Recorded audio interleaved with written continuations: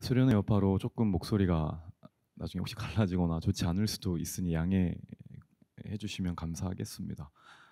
말씀 한번 이제 보도록 할게요. 혹시 뒤에 불 일부러 꺼놓으신 건가 싶은데, 네, 알겠습니다. 말씀 한번 나눠볼게요. 오늘 우리는 느헤미야에 대해서 이제 한번 살펴보려고 합니다. 정확하게 말하면 느헤미야의 이제 기도인데요. 이 기도는 우리에게 굉장히 이제 많은 것들을 이제 알려주는 귀한 기도입니다.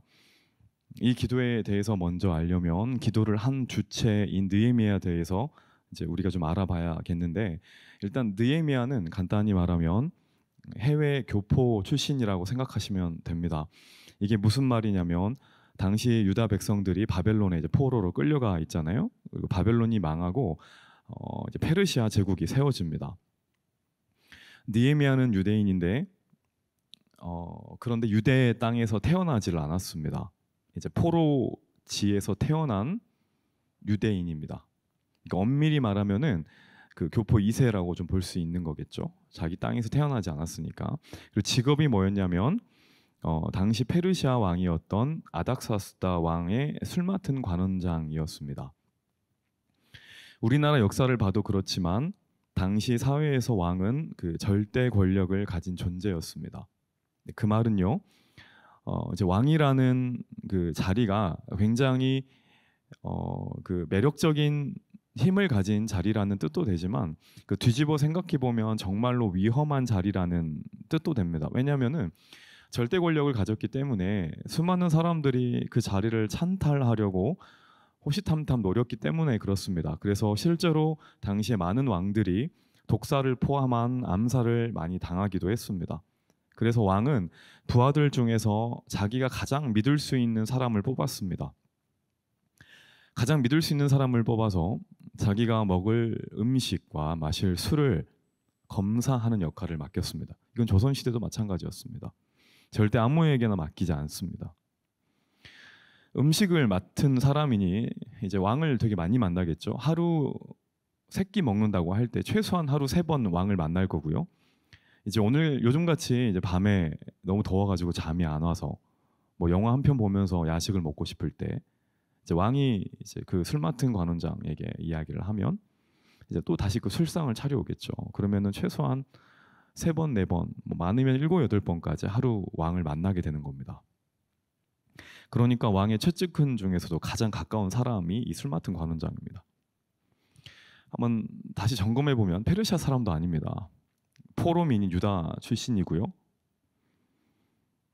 가진 것이 없었는데 최강대국인 왕의 최측근이었다. 이게 느헤미야의 간단한 신상 명세입니다. 그래서 우리는 느헤미야를 간단하게 이렇게 한번 정해 볼 수 있을 것 같아요. 정말로 성공한 사람, 입지전적인 인물, 그리고 흙수저의 한계를 극복한 사람, 유리천장을 깬 사람, 뭐 이런 다양한 우리가 알고 있는 용어로 느헤미야를 설명할 수 있을 겁니다. 그런데 아무런 부족할 거리가 없어 보이는 이 느헤미야에게도 한 가지 고민거리가 있었습니다. 그것이 무엇이냐면 한 번도 태어나서 가보지 못한 자기 조국 이스라엘에 대한 마음 때문에 생긴 걱정입니다. 당시 국제 정세가 어땠냐면 하나님께서 고레스라는 페르시아 왕을 통해서요 유다 민족을 이스라엘로 이제 복귀시킵니다. 귀환이 일어나는데 이미 2차례에 걸쳐서 유다 백성들이 이동을 합니다. 근데 느헤미야는 그 무리 가운데 속하지 못해요. 페르시아 왕궁에 남아 있습니다. 자, 그런데 왕궁에 남아 있는 이 느헤미야에게 어느 날 이제 소문이 들려오는 겁니다.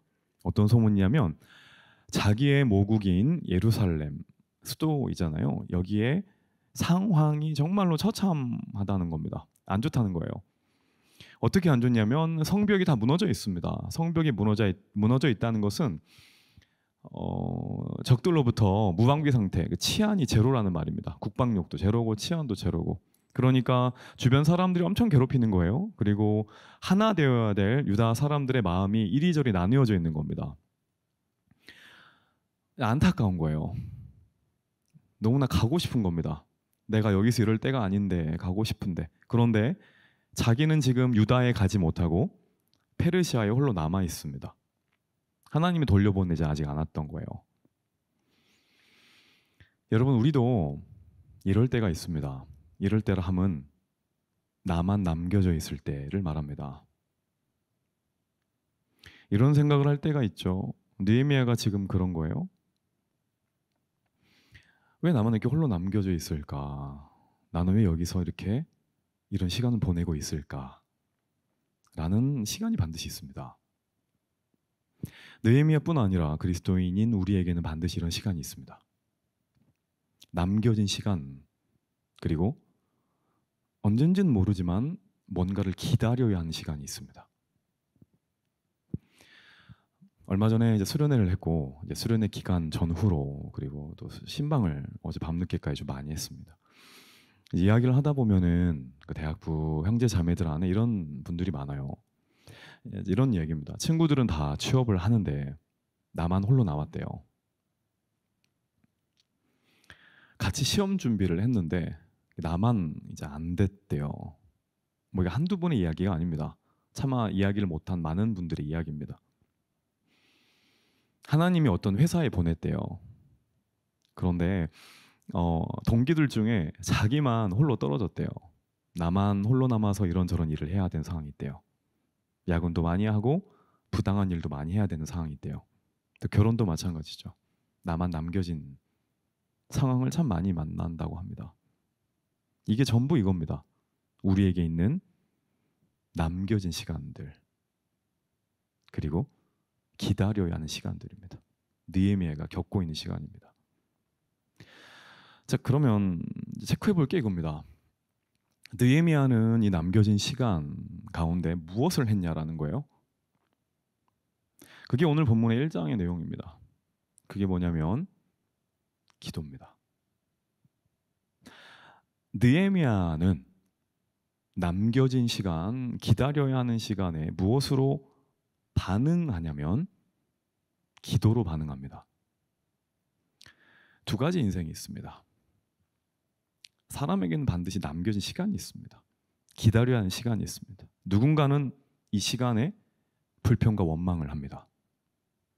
하지만 또 다른 누군가는 이해되지 않는 시간에 엎드려 기도를 합니다. 느헤미야는 기도를 하는 인생이었습니다. 원망하지 않습니다. 불평하지도 않습니다. 어떻게든 그 길을 뚫어보려고 길을 쓰고 노력한 흔적은 보이지 않습니다. 느헤미야가 당장 그 소식을 듣고 답답함을 감추지 못하고 시작한 건 한 가지입니다. 그게 뭐냐면 기도입니다. 기도를 합니다. 여러분, 이것이 우리가 기억해야 될 첫 번째 사실입니다. 남겨진 시간은 절대로 버려지는 시간이 아닙니다. 남겨진 시간, 나 홀로 남겨진 시간은 기도로 채워야 하는 시간입니다. 여러분, 우리가 하나님을 따를 때, 신앙생활을 할 때 가장 힘든 게 뭐냐면, 뭐 저 같으면 이런 겁니다. 기다리는 겁니다. 제가 저희 부서 아이들을 기도하라고 정말 많이 요청도 하고 가끔씩은 좀 혼내기도 하고 사정을 하기도 하고 합니다. 기도를 하면서 제가 가장 힘든 건 기다리는 겁니다. 가만히 기도하면서 하나님의 시간표를 기다리는 것, 저는 이게 가장 힘듭니다.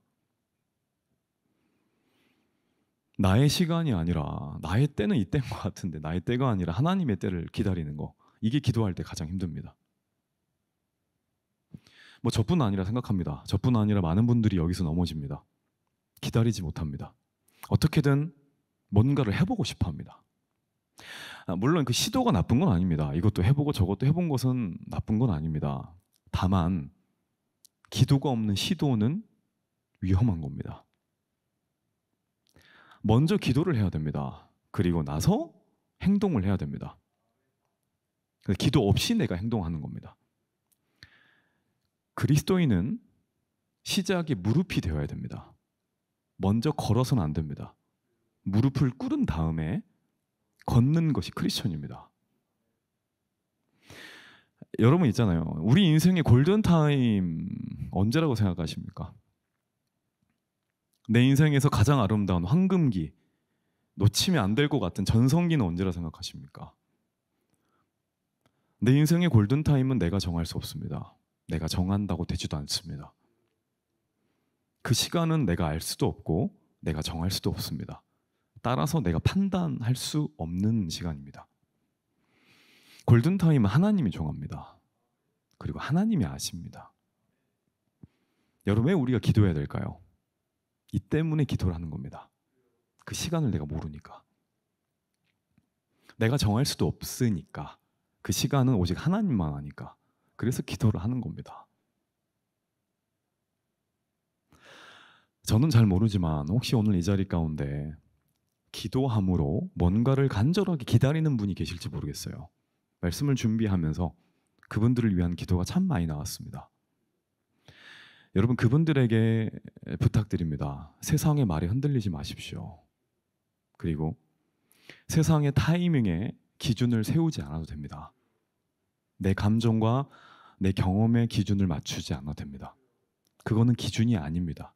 흔들리는 것은, 변하는 것은 애초에 기준으로서의 조건을 갖추지도 못합니다. 세상은 흔들립니다. 그래서 기준이 될 수 없습니다. 하나님 시간을 믿어야 합니다. 여러분, 청년회 때, 대학생도 마찬가지지만 청년회 때는 준비하는 기간입니다. 다 갖추고, 직장생활 하시는 분 많이 계시죠? 근데 어떠신가요? 결혼하는 분도 계신 것 같은데 다 갖추고 결혼하는 분 있나요? 없습니다. 그럼 결혼 못합니다. 다 갖추고 회사 취직하는 분 있나요? 내 능력이 다 갖춰져가지고 회사 취직하셨나요? 아니죠. 내가 왜 이 회사 취직하는지 모르게 회사 취직하셨죠. 마찬가지입니다. 돈도 부족하고 능력도 부족합니다. 지식도 부족하고 경험도 부족하고, 소위 말하는 회사에서 그렇게 요구하는 센스도 우리는 부족해요. 그래서 우리가 필연적으로 보내는 게 뭐냐면 남겨진 시간입니다. 다 너나 할 거 없이 기다려야 되는 시간이 있고 남겨져 있는 시간을 보냅니다. 자, 이때 중요한 건 이때입니다. 우리가 하나님의 자녀라면은 이 남겨져 있는 시간, 나 홀로 기다려야 되는 이 시간에 뭘 하느냐라는 거예요. 답이 뭔가요? 기도입니다. 가장 먼저 기도를 해야 합니다. 느헤미야처럼요. 이건 제 말과 제 고집이 아닙니다. 느헤미야처럼 바로 기도로 반응을 해야 합니다. 세상이 볼 때 우리에게 남겨진 시간, 기다려야 하는 시간은 버려지는 시간처럼 보입니다. 그런데 시간의 주인이신 하나님의 자녀인 우리에게 남겨진 시간은 준비하는 기간입니다. 여러분, 그 씨앗은 땅에 버려지는 게 아니죠. 땅이 어떤 건가요? 뿌려지는 겁니다. 똑같은 행동이에요. 똑같은 현상이고 똑같은 결과지만 설명하는 방식이 다른 겁니다. 씨앗은 버려지는 게 아니라 뿌려지는 겁니다. 하나님의 때를 믿고 기다리면서 기도하는 사람의 기도는 버리는 게 아니라 뿌려지는 것을 꼭 믿으셔야 됩니다. 그 사람에게 그 시간들은 버려지지 않습니다. 반드시 땅에 뿌려지는 겁니다. 남겨진 시간, 준비하는 기간이 있다면 이 기간을 다른 것이 아니라 먼저 기도로 뿌릴 수 있는 우리 모두가 되기를 간절히 축원합니다. 느헤미야가 자신의 마음을 다해서 기도를 하는데 그 내용이 5절에서부터 11절까지 쭉 나옵니다. 자, 그러면 느헤미야가 기도하는 내용들이 무엇인가? 첫 번째 이겁니다. 자신의 시선을 하나님께 고정시킵니다. 이게 느헤미야의 기도 첫 번째 내용입니다. 하늘에 계신 하나님이여라고 기도가 시작되는데, 그리고 긍휼을 베푸시는 주여 간구하나이다 하며 하나님의 긍휼에 소망을 둡니다. 이게 중요한데, 여러분 있잖아요. 우리는 절대 환경 때문에 소망을 가질 수가 없습니다. 갖고 싶죠. 뭐가 잘 풀리면 얼마나 좋아요. 그리고 사람 때문에 소망을 갖기 쉬운데 이게 사람은 소망이 되지 않습니다. 여러분들 사람 많이 사귀어봤죠? 원튼 원치 않던 간에 공동체 안에서든 회사든지 학교에서든지 사람 많이 만나보셨잖아요.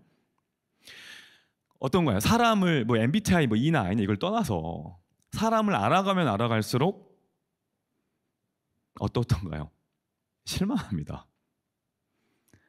희한한 게 나쁘지는 않는데 뭔가 예상치 못한 것들이 자꾸 발견되고 그 사람이라는 걸 알아가면 알아갈수록 실망하게 되어 있습니다. 누가 됐던지 간에 마찬가지인 것 같아요.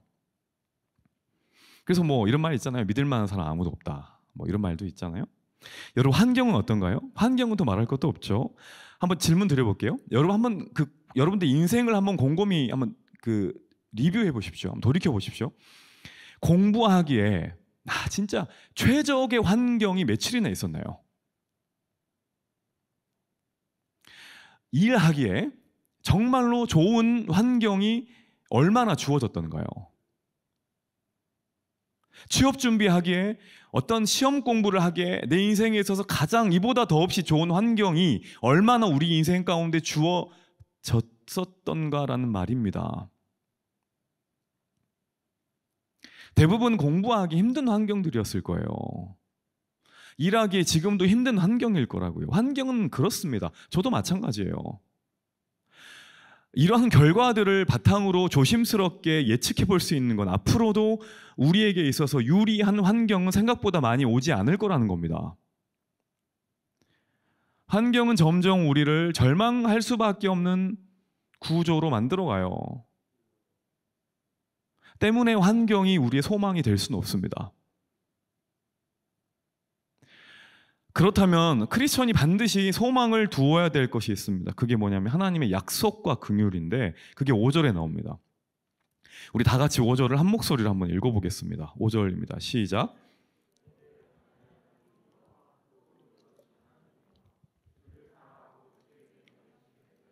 언약을 지키시며 긍휼을 베푸시는 주여. 느헤미야가 간구하면서 소망을 둔 게 있죠. 이겁니다. 하나님께서 하나님의 백성들을 사랑하신다는 것과 그리고 하나님의 약속을 반드시 지키시고 긍휼을 베푸신다는 것. 소망은 여기밖에 없습니다. 느헤미야 기도가 뭐냐면 이걸 믿으라는 겁니다. 그 하나님을 믿고 하나님의 약속과 긍휼을 믿으면서 구하라는 거예요. 이게 기도의 시작이 되어야 한다는 겁니다.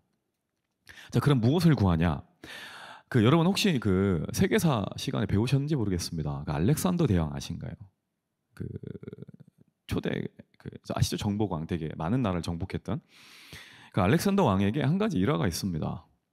알렉산더가 어느 정도 자기가 원하는 정복을 물론 이제 끝도 없었지만 어느 정도 좀 이루고 나서 자기 신복들에게 논공 행사를 하는 거예요. 상을 줄 사람은 주고 벌을 줄 사람은 벌을 준 겁니다. 특히 공을 세운 장수들에게 이제 상을 주는데 이렇게 말했다고 해요. 네가 원하는 걸 내가 다 줄게라고 말했답니다.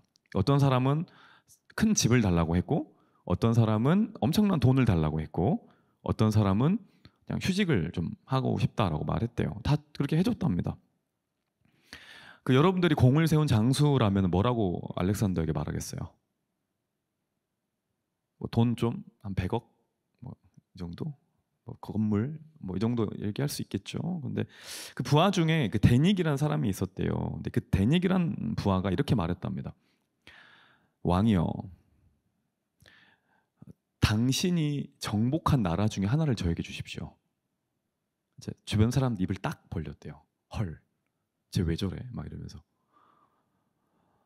생각지도 못한 나라를 띄워달라고 하는 이런 소망을 말하니 알렉산더가 그 부하를 가만히 보다가 이런 말을 했대요. 그래, 주마. 멋있죠? 이제 줄게. 너는 내가 나라 하나도 흔쾌히 줄 수 있는 왕으로 인정을 한 것 같으니 내가 너에게 그것을 주겠다라고 말하면서 그 나라를 줬답니다. 무슨 말이냐면 이 데닉이라는 사람은 모르겠습니다. 진짜 자기 욕심 때문에 그런 건지 왕을 그렇게 믿어서 그런 건지 알렉산더를 공을 세운 사람에게 나라 하나는 떼어줄 정도의 큰 인물로 봤다는 거예요. 그래서 이런 부탁을 했다는 겁니다. 여러분 이걸 기도로 한번 접목시켜 보겠습니다. 우리는 하나님이 여러분들에게 어떤 분인지 모르겠습니다만 창조주 하나님, 지금도 살아계셔서 모든 것을 다스리시는 창조주 하나님을 아버지로 모시는 분이 우리입니다. 맞죠? 이게 그리스도인입니다. 무엇을 구하고 계십니까?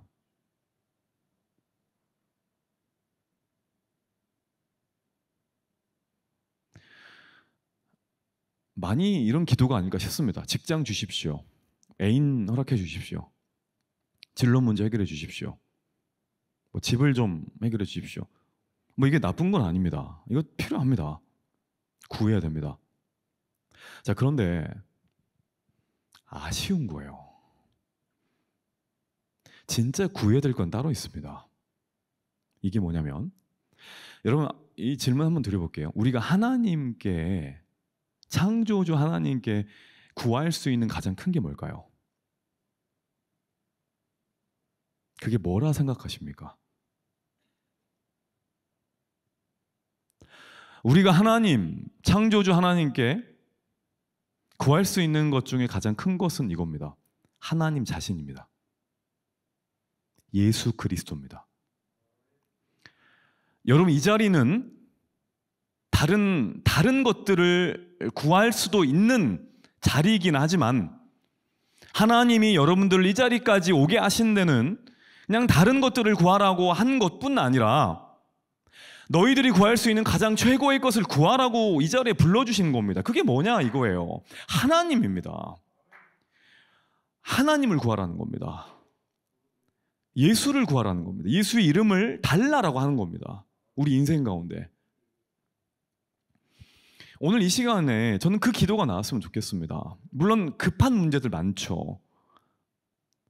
하지만 하나님만을 구하면, 하나님이 우리 안에 구해지면, 결과적으로 예수가 우리 안에 오면 베드로의 이 고백이 나오는 겁니다. 은과 금은 내게 없거니와 내게 있는 이것을 너에게 주노니, 그 다음에 뭐가 나와요? 나사렛 예수 그리스도의 이름으로 일어나 걸으라. 세상이 상상할 수 없는 그 일이 나온다는 겁니다. 근데 우리가 그걸 안 구하고 있다고요. 잠깐 구하다가 멈춘다고요.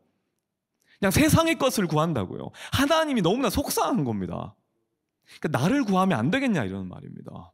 이 기도가 나와야 합니다. 이런 선포할 수 있는, 내가 가진 것은 예수밖에 없다라는 기도가 나와야 한다는 겁니다.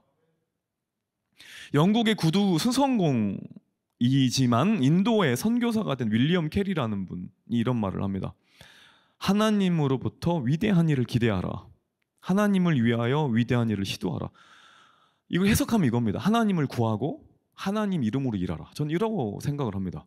예수를 구하고 베드로처럼 예수 이름으로 선포하라라는 겁니다. 이게 크리스천 아닙니까? 기도하는 한 사람은 기도하지 않는 한 나라보다 강하다 그랬습니다. 왜냐?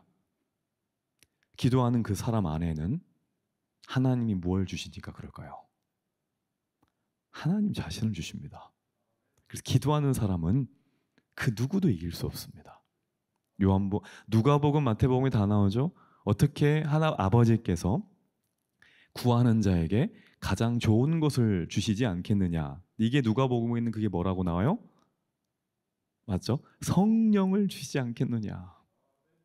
성령을 주십니다. 그러니 민족이 이길 수 없는 겁니다.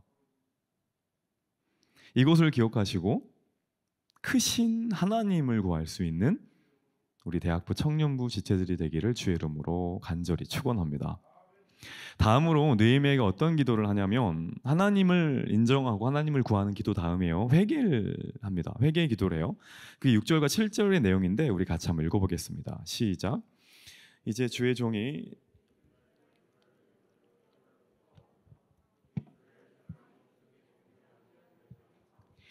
주는 귀를 기울이시며 눈을 여시사 종의 기도를 들으시옵소서. 나와 내 아버지의 집이 범죄하여 주를 향하여 크게 악을 행하여 주께서 주의 종 모세에게 명령하신 계명과 율례와 규례를 지키지 아니하였나이다. 자, 보세요. 지금 느헤미야가 이제 쭉 말하는데 누가 범죄했다고 말하나요? 내가 범죄하고 나의 아버지 집이 범죄하고 나의 조국 이스라엘이 범죄했다고 나옵니다. 이 모든 것이 누구의 죄래요? 나의 죄랍니다. 나의 죄랍니다. 처음에 말씀드렸죠. 느헤미야는 외국에서 태어났어요. 자기 조상들이 죄를 지을 때 그 현장에 있었어요? 없었어요? 없었습니다. 그런데 지금 느헤미야는 자기 조상들의 죄를 누구의 죄로 가져오고 있어요? 자기의 죄로 가져오고 있는 겁니다. 나 때문에라는 말입니다. 자기 한 것도 아니에요. 근데 나 때문에 이 일들이 벌어진 거다라고 기도를 하는 겁니다. 여러분, 이 나 때문이다라는 말은 굉장히 중요합니다. 나 때문에 이 모든 상황이 이렇게 됐다라고 인정하는 기도가 나올 때, 모든 현상이 나의 죄와 이어질 때, 그때부터 새로운 역사가 시작되는 겁니다. 여러분, 요나 아시죠? 요나가 풍랑을 만납니다. 언제 풍랑이 잔잔해진지 아십니까? 요나의 입에서 이 고백이 나올 때입니다. 자기 죄를 고백할 때, 나 때문이다 라고 고백할 때 풍랑이 멈춥니다. 여러분, 그런데 어떻습니까? 안타깝게 오늘 대부분의 사람들은 이것을 인정하지 않습니다.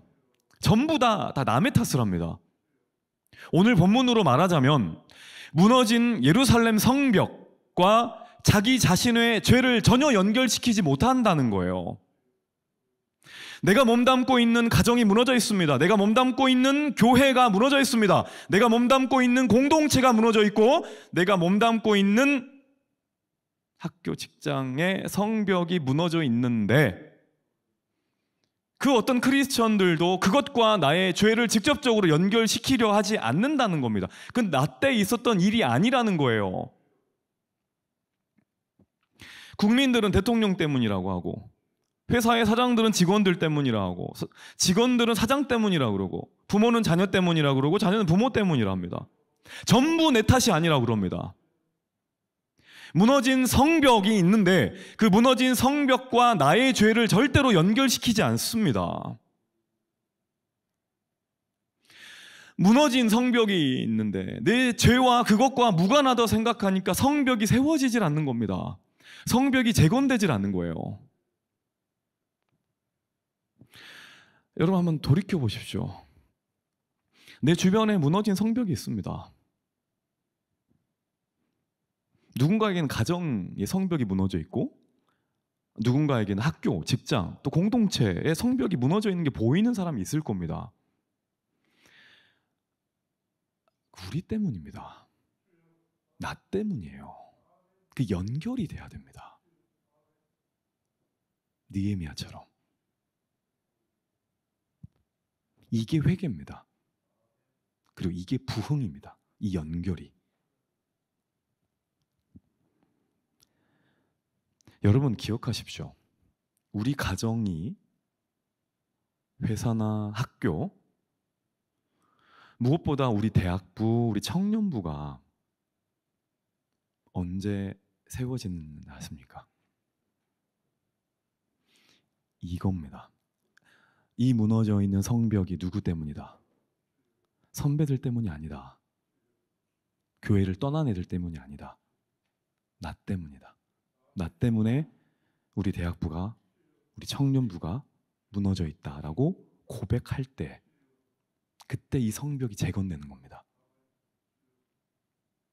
그 사람의 고백으로부터 하나님이 무너진 성벽을 재건시킨다는 겁니다. 여러분, 한 가지 질문을 드려보겠습니다. 믿음에 대한 겁니다. 자, 여러분, 다른 사람들이 예를 들어서 아무리 우리에게 믿음을 심겨주려고 해요. 그런다고 해서 우리가 억지로 믿음을 가질 수 있나요? 이거 안 되죠. 이거 인정하시죠? 자, 반대로 우리에게 믿음이 있습니다. 주변에 있는 어떤 사람들이 자꾸 우리들의 믿음을 막 뺏어가려고 그래요. 근데 이게 뺏겨지나요? 이것도 안 뺏겨집니다. 이것도 인정하시죠? 믿음은 다른 사람들이 억지로 줄 수도 없고 다른 사람들이 억지로 뺏어갈 수도 없습니다. 그게 믿음입니다. 우리가 알고 있다시피. 자, 그렇다면은 우리가 이 땅을 살아가는 동안에, 특히 최근에 몇 달, 몇 년 동안에 내가 기도하지 않고 내 믿음 생활이 약해져 있는 이유를 회사 때문이야, 사람 때문이야, 환경 때문이야 라고 말할 수 있을까요? 말할 수 없습니다. 그들은 이것을 빼앗아 간 적이 없습니다. 그들은 이것을 우리에게 더해준 적도 없습니다. 그 사람, 그 환경 때문에 내가 기도를 놔버린 것뿐이지 그 사람이 내 믿음을 빼앗아 간 적은 없습니다. 코로나라는 상황 때문에 내가 신앙생활을 멈춰버린 거지 코로나라는 상황이 내 믿음을 빼앗아 간 게 아니라는 거예요. 그걸 잘 구분해야 됩니다. 우리는 정말로 많은 경우 핑계를 댑니다. 이래서 기도 못하고, 이래서 신앙생활 못하고, 이래서 하나님을 찾지 못하고. 그러나 한번 생각을 해보십시오.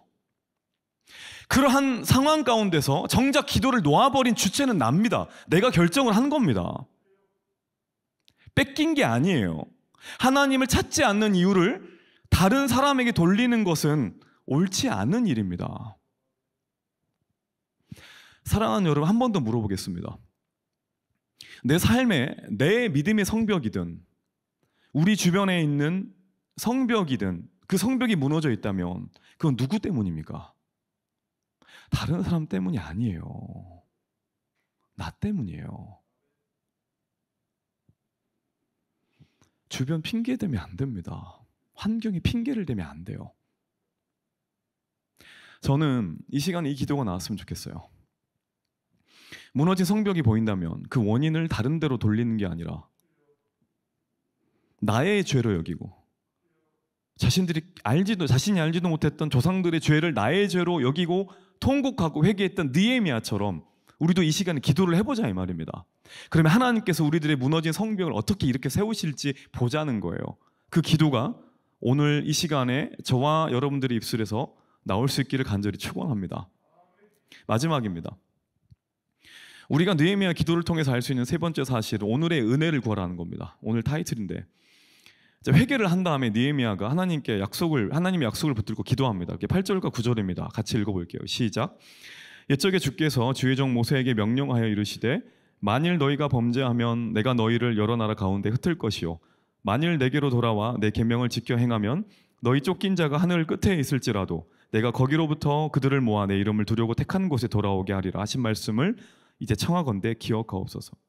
여러분, 어떤 기도가 가장 강력한 기도일까요? 이겁니다. 주님이 말씀하신 것을 기억하여 주시옵소서. 주님, 주의 말씀이 이렇게 기록되어 있지 않습니까? 이겁니다. 하나님의 말씀을 붙잡고 하는 기도가 가장 강력한 기도입니다. 아무리 멋있게 예쁜 말을 많이 한다고 해도 내 속에서 나오는 기도는 능력이 없습니다. 하지만 하나님, 당신이 이렇게 말씀하지 않으셨습니까? 성경에 이렇게 기록되어 있지 않습니까? 라고 하는 기도는 강력한 능력이 있는 겁니다. 말씀을 붙들고 기도해야 그 기도에 능력이 있는 거예요. 그래서 강력한 기도의 능력을 경험하려면 반드시 성경을 봐야 됩니다. 기도의 능력은 성경으로부터 옵니다. 성경의 해석은 기도로부터 옵니다. 기도가 없는 인생은 성경도 없고 성경을 보지 않는 인생은 기도도 멈춥니다. 두 개는 같이 가는 겁니다. 그래서 외우라는 거예요. 시험도 보기도 하고 외워야 됩니다. 그래야 기도가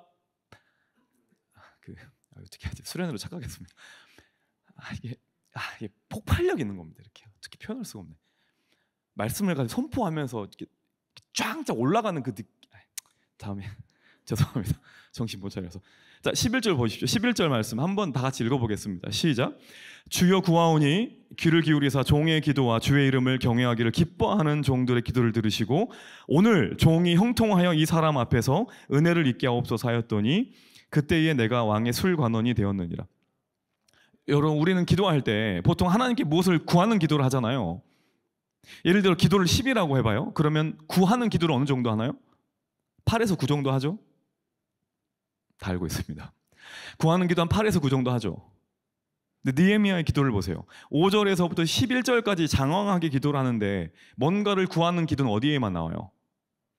마지막에만 나옵니다. 자, 이게 제일 중요한 겁니다. 목소리를 깔고 말하는 겁니다. 잘 들어보십시오. 느헤미야가 마지막에 구한 것은 한 가지였습니다. 그게 뭐예요? 오늘 종이 이 사람 앞에서 뭘 입게 하래요? 은혜를 입게 하옵소서. 하나님, 저 지금 당장 성벽 재건하기 뛰어가게 도와주세요. 하나님, 지금 당장 예루살렘으로 보내주세요가 아니라 뭐냐면 오늘 제가 은혜를 입게 해주세요라고 하는 거예요. 그게 느헤미야가 구한 기도입니다. 저국 이스라엘의 소식을 들은 느헤미야는 마음이 너무 급했습니다. 마음이 너무 아팠고 애통했습니다. 하루라도 빨리 가고 싶었습니다. 불타는 열정이 있었습니다. 민족의 죄를 자기 죄로 여기고 통곡하고 기도할 만큼 깊은 기도의 사람이 바로 느헤미야였습니다. 그런 그가 기도의 마지막에 했던 기도는 거창한 게 아닙니다. 바로 오늘의 기도입니다. 오늘의 은혜를 구하는 기도입니다. 그리고 이것이 저와 여러분들이 이 시간과 매일매일 구해야 하는 기도입니다. 내가 기도하는 내용과 눈앞의 현실이 다를 수가 있습니다. 간절히 하나님의 일하심을 구하지만 오늘 기도 끝나고 돌아가 보십시오. 이게 눈앞에 현실이 바뀌어져 있나? 그렇지 않을 경우가 대부분일 겁니다. 어떤가요? 간절하게 취업 준비를 놓고 기도하고 있는데 기도가 끝나고 집으로 막 1층 내려가는데 회사 사장님한테 전화가 옵니까? 이게 안 옵니다. 그런 일 거의 없어요. 가정의 평안을 놓고 기도하고 집에 돌아가는데 문을 딱 열고 돌아갔는데 띠띠띠띠 하고 열어갔는데 갑자기 가족들이 모여서 어깨동무하고 화해하고 있습니까? 그럴 일 거의 없습니다. 너는 아니 정신 나갔냐? 이제 들어가면서 왜 그래 엄마? 그래서 이런 게 대부분이잖아요. 안 바뀌어 있습니다. 그럴 때입니다. 그럴 때 기억할 게 이거라고요. 성벽 재건을 놓고 단반에 기도되면 좋지만 먼저 뭘 구하라고요? 하나님 오늘 저에게 은혜를 허락하여 주시옵소서. 이거를 구하라고요. 하나님의 약속을 붙들고 구할 때 하나님이 주시는 것은 우리가 구하는 그 당장의 기도 제목이 아닙니다. 하나님이 우리에게 주시는 것은 오늘 살아갈 수 있는 은혜를 주십니다. 여러분 이게 큰 축복이에요. 이 땅을 살아갈 자신이 없는 우리에게 이 땅을 살아갈 수 있는 일용할 양식을 주십니다. 왜냐하면 하나님이 우리에게 진짜 주고 싶은 것은 문제에 대한 해답이 아닙니다. 이게 우리 착각인데 하나님이 우리에게 주고 싶은 것은 문제에 대한 해답이 아니라 문제를 통한 교제입니다. 이게 무슨 말씀인지 아시겠죠? 문제가 해결되는 것을 원한다기보다도 문제를 통해 하나님과 교제하기를 원하는 거예요. 그래서 오늘의 은혜를 계속해서 주시는 겁니다. 문제 풀이가 목적이 아니라 사귐이 목적이라는 겁니다. 하나님은 문제가 아니잖아요. 매일 주시는 은혜를 통해서 하나님이 누군지를 알려주고 싶은 거예요. 첫 번째, 기도 제목이 하나님을 우리에게 주고 싶은 겁니다. 문제에 대한 해답이 아니라 더 큰 걸 주고 싶은 게 우리 하나님이에요. 그리고 그 오늘의 은혜가 쌓여져 갈 때 우리가 구한 하나님의 응답은 이미 주어져 있음을 알게 됩니다. 우리는 급하죠? 빨리 됐으면 좋겠고. 여러분 느헤미야가 이 기도를 시작하고 나서 아닥사스다 왕에게 오케이 사인을 받기까지 얼마나 걸린지 아십니까? 4개월 걸립니다. 2장 1절에 보면은 이렇게 나와 있어요. 아닥사스다 왕 제20년 니산월 나왔는데 기도를 시작하는 건 1장 1절 기슬르월이라 나옵니다. 이 두 개의 시차를 계산해 보면 4개월입니다. 기도는 기슬르월에 시작했는데 응답은 니산월에 받아요. 여러분 느헤미야의 기도는 응답 받았어요. 그런데 기다려야 하는 기도였어요. 기다리는 동안 아무 기도응답이 없었냐? 아닙니다.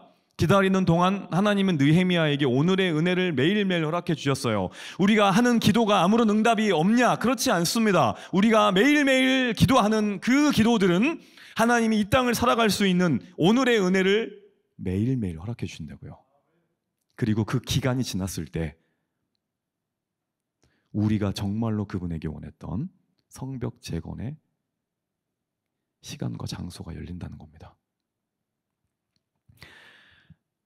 그래서 느헤미야는 2장에 유다로 복귀하고 아시죠? 며칠 만에 성벽 재건을 합니까? 52일. 불가능한 시간에 성벽을 재건합니다. 하나님의 일하심이 이거예요. 우리는 기다리며 시간 낭비를 한다 생각하지만 하나님의 타이밍에 일을 하면 세상이 놀랄 시간 안에 우리가 원하는 바가 이루어집니다. 이게 시간의 주권자라는 뜻이에요. 결론입니다. 초조하게 생각하지 마십시오. 다만 오늘의 은혜를 구하십시오. 무너진 성벽은 내 힘과 내 타이밍으로 쌓는 게 아닙니다. 오늘의 은혜가 쌓여갈 때 하나님의 타이밍에 그분이 짓는 겁니다. 저는 무너진 성벽이 완공되길 원하는 우리 기도응답보다 매일 은혜를 경험하는 축복이 있는 저와 여러분들이 되길 간절히 원합니다.